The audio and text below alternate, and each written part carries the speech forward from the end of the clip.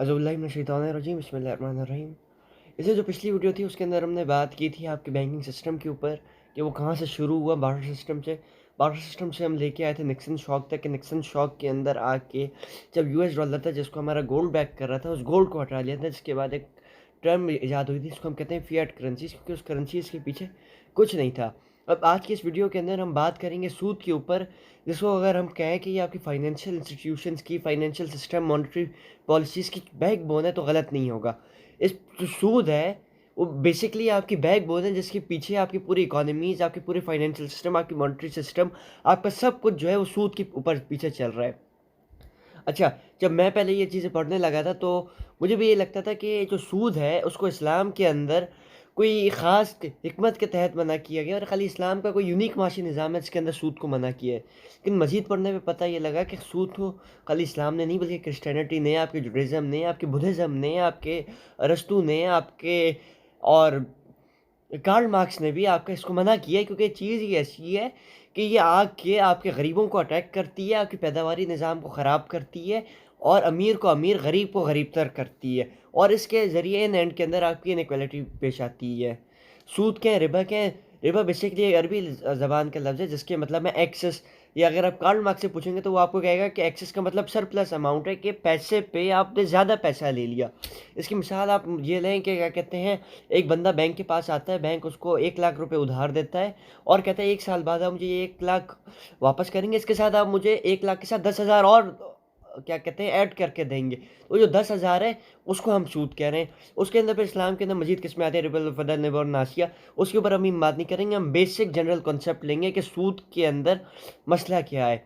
अच्छा, सूद के अंदर ये है कि सूद जो है उसको तमाम गवर्नमेंट्स आप काबू कर रहे हैं। पाकिस्तान के अंदर जो सूद का रेट, जिसका अभी स्टेट बैंक ने कहा कि हमने 20% कर दिया है, उसको आपका कोई फ़र्द नहीं कंट्रोल कर रहा, उसको हुकूमत कंट्रोल कर रही है। इससे हुकूमत की गिरफ्त आ गई है आपकी पूरे आपके इकोनॉमिक सिस्टम के ऊपर।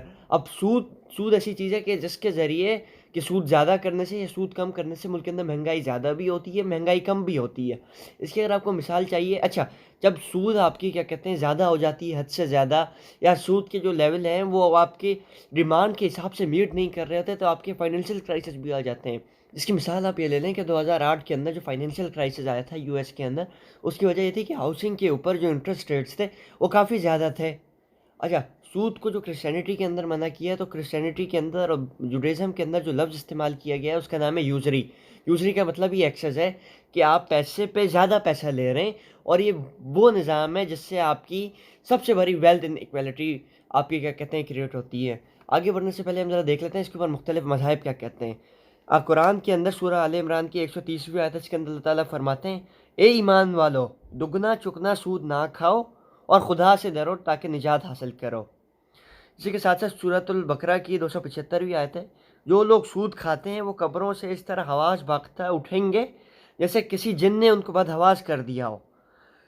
ये कहते हैं कि तिजारत भी तो सूद की मानंद है, हालांकि खुदा ने सूद को हलाल किया और सूद को हराम किया।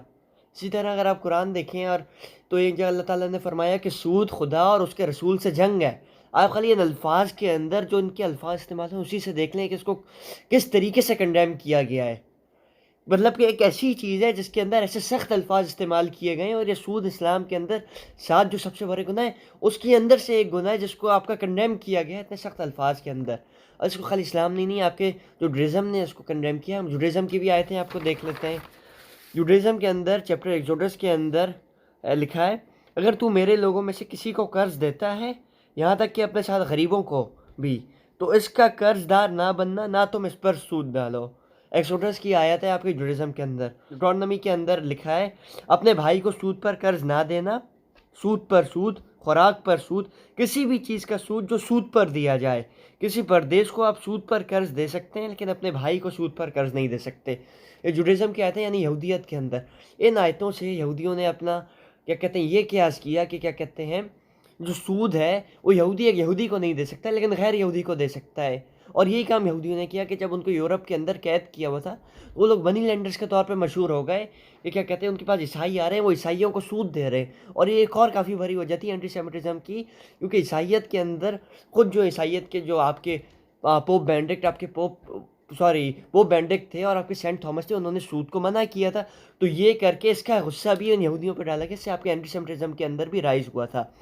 इसी तरह क्रिश्चियनिटी के अंदर 13वीं सदी के अंदर सेंट थॉमस, जिनको अगर आप देखें तो ये क्रिश्चियनिटी के अंदर काफ़ी बड़े फ़िलॉसफ़र हैं। इन्होंने सूद को कहा डबल चार्जिंग, यानी एक ही चीज़ के आप 2 दफ़ा पैसे ले रहे हैं। 4th सेंचुरी के अंदर काउंसिल ऑफ नाइसिया, इसको अगर आप पढ़ेंगे तो ये क्रिश्चियनिटी बनने के अंदर, ट्रिनिटी के कॉन्सेप्ट के अंदर एक फाउंडेशनल बेसिस थी। मतलब इस काउंसिल के बाद जाके आपकी क्रिश्चियनिटी आपकी मजबूत हुई थी। उसके अंदर भी सूद को मना किया गया। इस तरह पोप बेनेडिक्ट ने भी, आपका जो क्रिश्चियनिटी के अंदर एक पोप रह चुके हैं, उन्होंने भी सूद को मना किया गया। अगर आपको मॉडर्न मिसाल चाहिए तो आप देख लें अरस्तू को, अरस्तू ने इसको मना किया, कार्ल मार्क्स ने, आपके प्लेटो ने, इन सब ने इसको मना किया। अब मेरी सारी बात की जो मैं खुलासा है वो ये करना चाहूँगा कि जो सूद है वो एक पैरासाइट की तरह है, जो आपके इधर आके चिपक गया है और ये पूरे माशरे के ऊपर चिपक गया है, और इससे कोई एक फ़र्द नहीं, इससे पूरा माशरा इम्पैक्ट हो रहा है। एक गलत पॉलिसी की वजह से, एक गलत फैसले की वजह से जो सूद के ऊपर लिया जाएगा, उससे सिर्फ एक बंदा नहीं बल्कि पूरा माशी निज़ाम आपका क्या कहते हैं सफ़र करेगा। इसकी मिसाल मैं आपको दे चुका हूँ कि जब 2008 के अंदर अमेरिकन आपका स्टॉक मार्केट क्रैश हो गई थी, क्योंकि उनके अंदर जो हाउसिंग के अंदर सूद के प्राइसेस थे वो काफ़ी ज़्यादा थे। दूसरा, ये खाली इस्लाम के एक यूनिक सिस्टम नहीं है कि क्या कहते हैं इस्लाम ने इसको मना कर किया है, बल्कि तमाम मज़ाहिब के अंदर, तमाम मेजर वर्ल्ड रिलीजन्स ने, तमाम आपके फ़िलासफ़र ने इनको कंडेम किया है, क्योंकि वो जानते थे इसके क्या इम्प्लीकेशंस है। और ये वही सूद है जिसके ऊपर आपका क्या कहते हैं इस वक्त पाकिस्तान फंसा हुआ है, कि पाकिस्तान एक जगह अपने सूद के पैसे दे रहा है, लेकिन कर्ज़ तो उनका वही है। पाकिस्तान अपना जो कर्ज़ है, कर्ज़ के बजाय वो तो सूद दिया जा रहा है। इसी की तरह अगर हम आगे हैं तो सूद जो है आपके पैदावारी निज़ाम को आपका क्या कहते हैं ख़त्म करता है। जहाँ आपकी पैदावारी निज़ाम के अंदर आपके कंपटीशन आ जाता, कंपटीशन को एक जगह पे जो आपके राइट विंग है आपके इस सिस्टम के, वो कहते हैं कि कंपटीशन बढ़ाता है, लेकिन दूसरी जगह ये वेल्थ इनइक्वालिटी करता है, ये गरीबों से उनकी ज़मीनें छीन लेता है। अब मेरे लिए तो बेसिकली सूद के अंदर मुझे तो फ़ायदा है, मैं यहाँ बैठे बैठे सूद पे करोड़ रुपए कमा लूँ, लेकिन जो इस्लाम का सिस्टम है, जो तमाम मज़ाहिब ने किया कि तमाम लोग इक्वल हैं, उसके अंदर अगर मुझे फ़ायदा हो रहा है तो मेरे उस फ़ायदे के नतीजे के अंदर किसी आपके मज़दूर को नुकसान हो रहा है, किसी किसान को नुकसान हो रहा है, जिससे उनकी ज़मीनें छीनी जाती हैं। जो सूद है वो आपका क्या कहते हैं रोमन्स के दौर के अंदर, मेसोपोटामियन दौर के अंदर, इन सब दौरों के अंदर चलता आया है, और इन तमाम दौरों के अंदर इसको कंडेम किया है। अगर आप इसको इस रोशनी के अंदर देखें ना कि ये क्या कहते हैं, ये बीमारी है माशरे के ऊपर, वेल्थ इनइक्वालिटी आ रही है, गरीब गरीब हो रहा है, गरीब अमीर का ग़ुलाम बन रहा है, गरीब एक कर्ज़ के साइकिल के अंदर फंस रहा है। और अगर आप इसको इस रोशनी के अंदर आप कुरान को देखें, आप पुराने इनको देखें, तो आपको ये मालूम होगा कि जब हज़रत मूसा, हज़रत ईसा, हज़रत दाऊद ने ये कहा, रसूलुल्लाह ने कहा कि हम सूदखोरों के ख़िलाफ़ ऐलान जंग करते हैं, तो इसका मतलब ये था कि वो आपके जो गरीबों थे उनकी हिमायत कर रहे थे, उस सरमायादारी निज़ाम के ख़िलाफ़ थे, कि ताकि सबको उनका हक़ दिया जाए।